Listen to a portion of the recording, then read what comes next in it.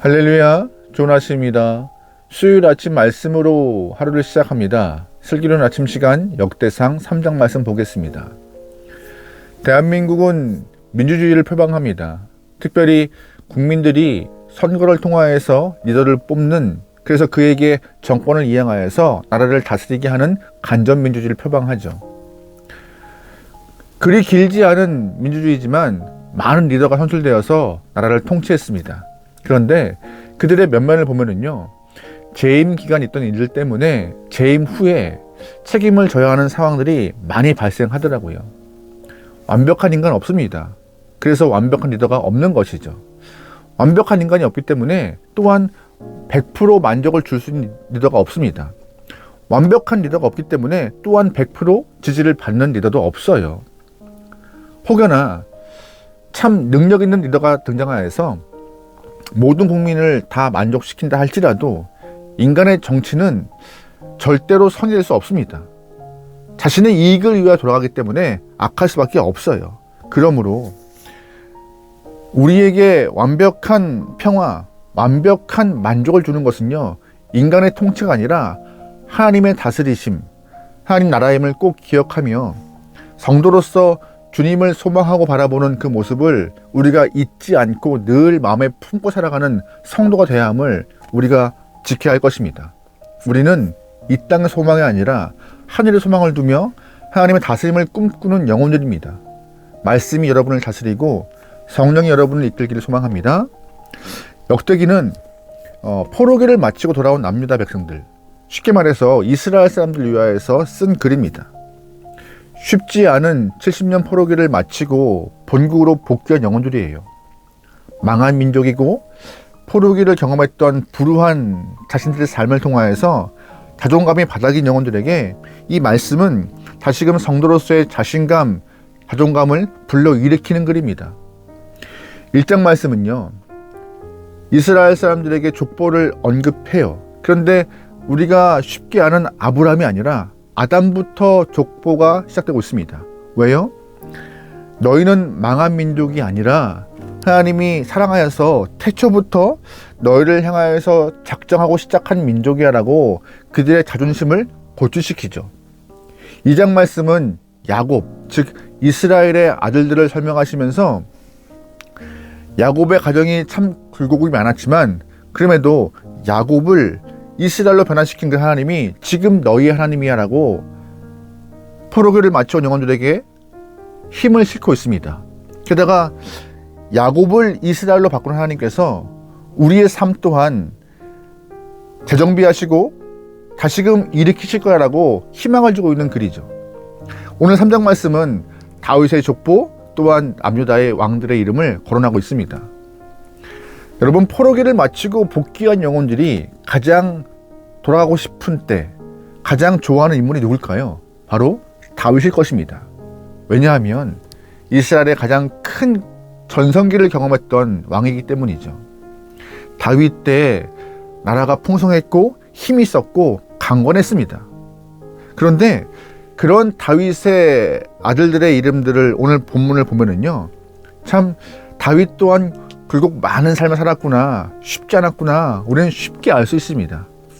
그뿐이 아니라 오늘 본문 후반부에 남유다의 왕들의 이름을 열거하고 있는데 그 왕들의 이름을 보면서 하나님의 마음을 아프게 했던 악한 왕이 참 많았구나. 아니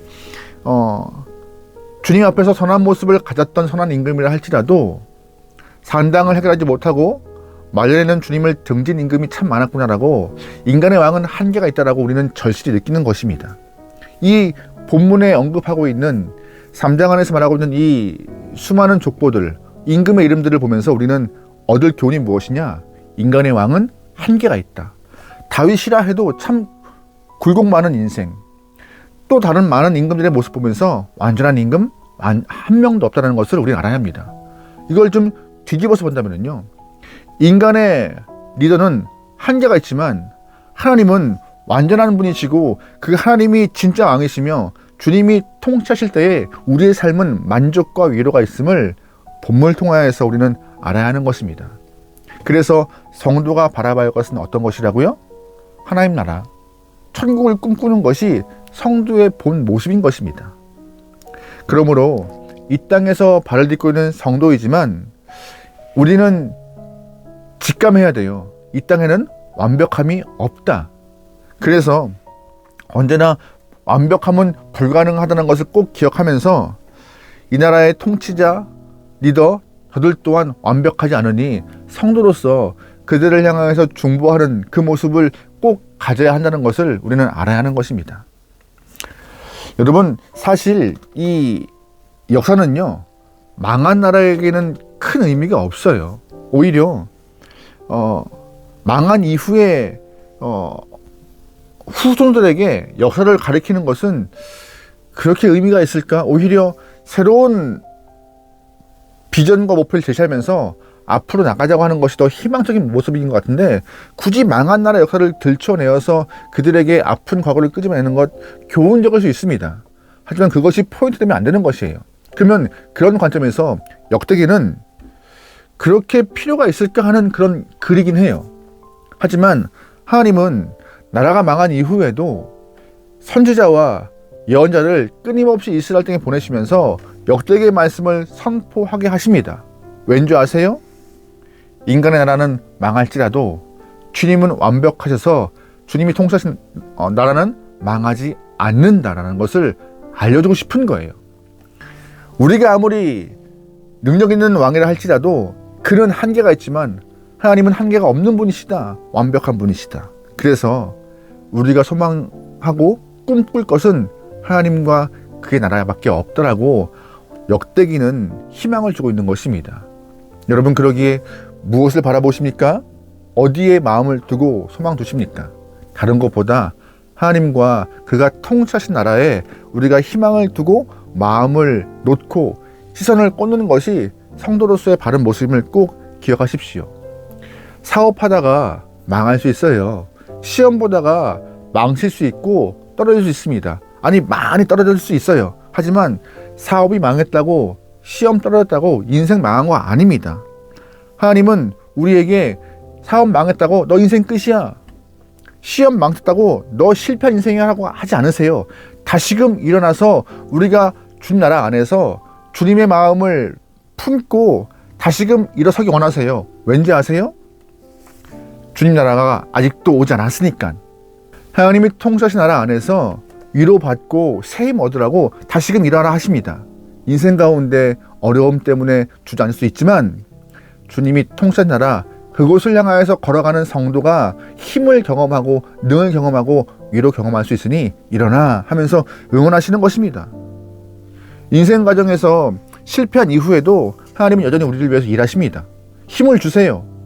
아직도 주님 나라가 오지 않았기 때문에 성도에게 믿음을 지켜서 바른 나라, 바른 모습으로 살 것을 응원하고 계세요. 그래야 주님 나라가 올 때에 거기에 참여하여 진짜 만족과 위로와 힘을 경험할 수 있으니까요. 이 땅에서 어려움이 있어요. 왜 어려움이 없어요? 이 땅 가운데 실패가 있어요. 언제나 성공할 수 없잖아요. 하지만 하나님은 우리에게 주저앉아서 세상을 탓하며 울며 불며 그저 포기해버리는 낭망하는 인생이 아니라 주님에게 소망 두고 도래해야 할 주님 나라에 마음을 두면서 다시금 세임 얻고 일어나서 하늘의 소망을 두며 살아갈 수 있는 성도의 모습을 잃지 말라고 우리 이 본문 말씀을 통하여서 힘을 주고 계신 것입니다. 그러기에 완벽하신 하나님을 의지하기 소망합니다.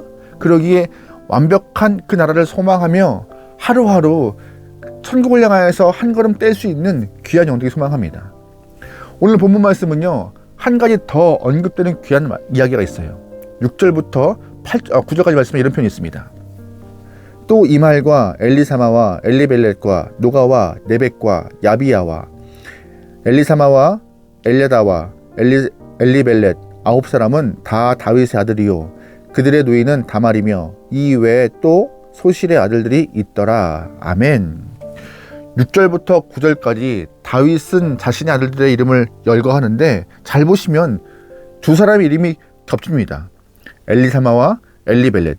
6절과 8절에 두 이름이 한 번 더 언급돼요.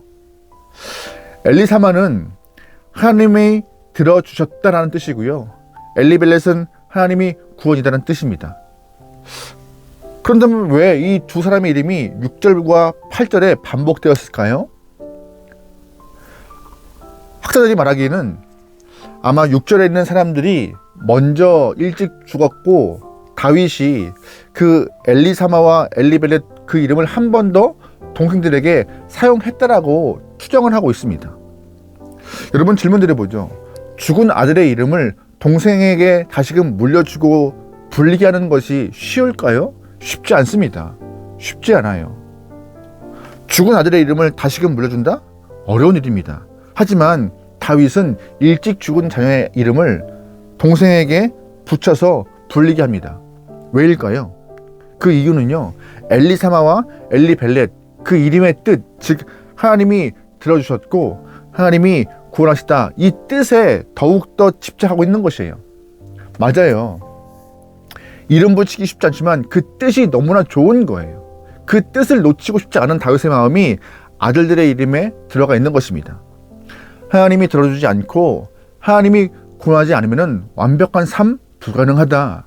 하나님이 들어주지 않고 하나님이 구원하지 않으면 나라와 민족과 개인의 삶이 어렵다라고 다윗은 경험했던 것이죠. 그래서 안타깝지만 그 이름을 한 번 더 쓰고 있는 것입니다. 이스라엘 사람들은 전성기였던 다윗 때를 그리워합니다. 하지만 정말 그리워하고 돌아가야 할 때는 다윗의 때가 아니에요.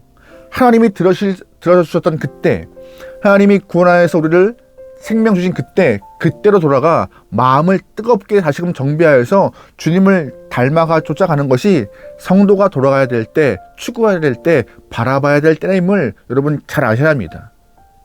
다윗의 마음, 하나님이 들어주시고 구원하시는 그 순간이 돌아갈 때임을 잘 기억하며 매일매일 삶에서 우리가 추구하는 것이 무엇인가 한번 되돌아보면 좋을 것 같아요. 완벽하지 않은 이 땅에서 너무나 완벽함을 추구하고 있지 않은지, 또한 하나님이 아닌 다른 것을 통하여서 내 것을 채우려 하고 있지 않은지, 완벽하신 주님을 바라보지 않고 자꾸 다른 것에 향한 내 마음을 주어 상처받고 아파하고 있지 않은지, 여러분 그러기에 하나님이 들어주셔야 하고 구원해 주셔야 하는 우리의 삶이 회복되어 다시금 내 마음 가운데 뜨거운 믿음으로 주님을 닮고 쫓아갈 수 있는 성도의 삶을 통하여서 위로받고 힘을 낼 수 있게 소망합니다. 넘어질 수 있죠. 실패할 수 있죠. 완벽하지 않기 때문에 우린 당연히 넘어집니다. 하지만 우리의 말씀을, 우리의 이야기를, 우리의 간구를 들으시는 하나님의 그때를 회복해야지만이 우리는 새 소망을, 새 힘을, 능을 경험할 수 있고, 죄 가운데 빠져서 허부적거리는 우리의 인생에도 주의 구원의 손길을 경험했던 그때로 회복되어야지만이 다시금 새 생명을 통하여서 살 길과 목표가 바로 설 수 있는 인생으로 우리의 삶은 바뀌는 것입니다. 여러분 그러기에 우리가 돌아가야 할 때, 우리가 바라봐야 할 때는 바로 주님이 우리 얘기를 들어주시는 그때, 우리의 생명을 구원하신 그때임을 기억하며 오늘 하루도 하나님께 의지하여 오늘 하루의 삶을 승리할 수 있게 소망합니다. 나를 의지하고 세상을 바라보면 실패해요. 완벽하지 않으니까요. 하지만 완벽하신 하나님 바라보며 천국을 소망으로 품고 살아갈 수 있는 귀한 여러분과 제가 되기를 주님으로 축원합니다. 아멘. 승리합시다. 기도하시겠습니다. 하나님, 이 땅에 발 딛고 사는 영혼들이지만 이 땅의 것에 목숨 걸지 않고 주님을 의지하며 하늘의 것을 소망해 둘 수 있는 귀한 영혼들이 허락하소서. 매 순간마다 세상 것들이 우리를 흔들지라도 주님을 의지하며 믿음으로 승리하여 끝까지 아버지 앞에 승리할 수 있는 성도의 모습을 갖게 하소서.